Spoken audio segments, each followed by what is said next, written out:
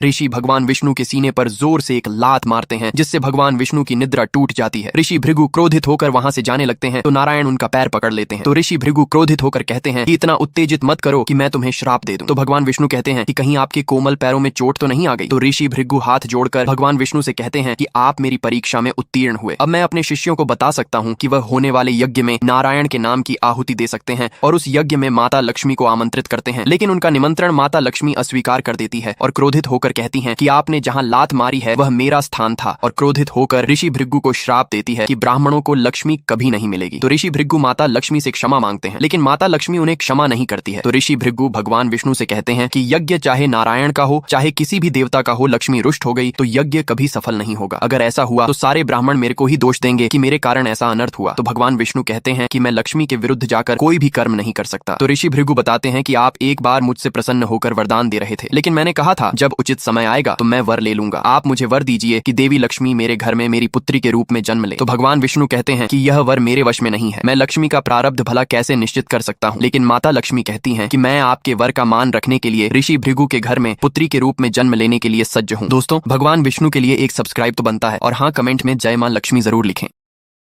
Download ShareChat.